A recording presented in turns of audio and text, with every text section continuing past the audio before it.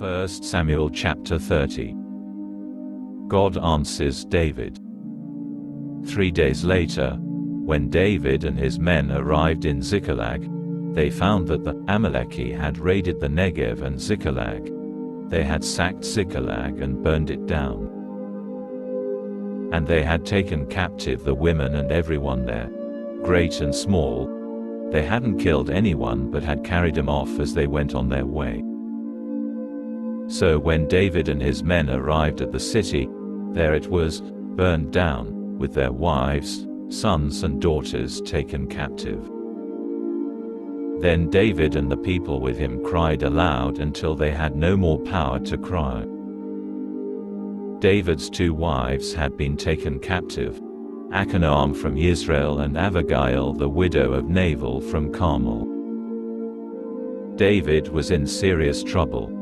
The people were talking about stoning him to death, because all the people were in such deep grief, each man over his sons and daughters. But David strengthened himself in Adonai his God. David said to Abiathar the Cohen, the son of Ahimelech, "Please bring the ritual vest here to me." Abiathar brought the vest to David. Then David consulted Adonai. He asked, "Should I go in pursuit of these raiders? Will I catch up with them?" And Adonai answered him, "Go in pursuit, because you will overtake them and recover everyone and everything." David slays the enemy. So David went, he and the 600 men with him. They came to Vadi Bezer, where those who were to stay behind waited.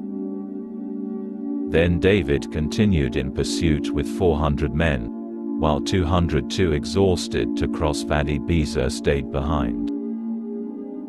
They found an Egyptian in the countryside and brought him to David.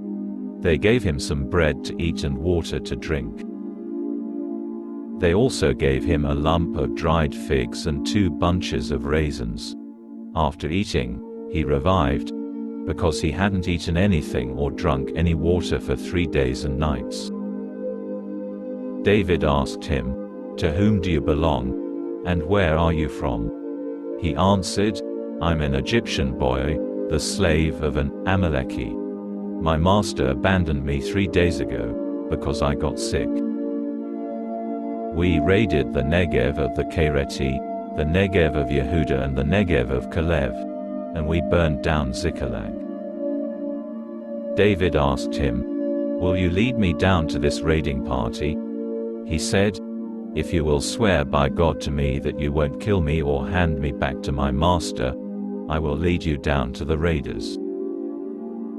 He led him down, and there they were, spread out all over the ground, eating, drinking and celebrating how much spoil they had taken from the territory of the Pelishtim and the territory of Yehuda.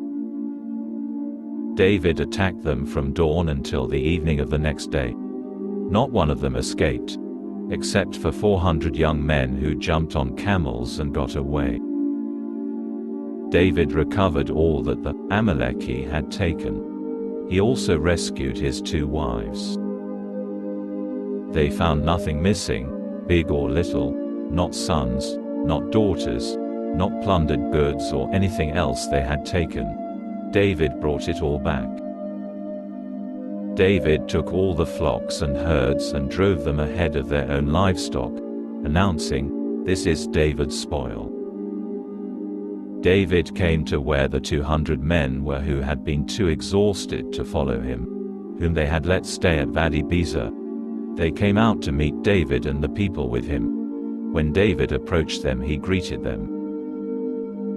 But some of the men who had gone with David were evil men, scoundrels, and they said, "They didn't go with us, so we're not giving him any of the property we've recovered. Each man can take his wife and children and leave."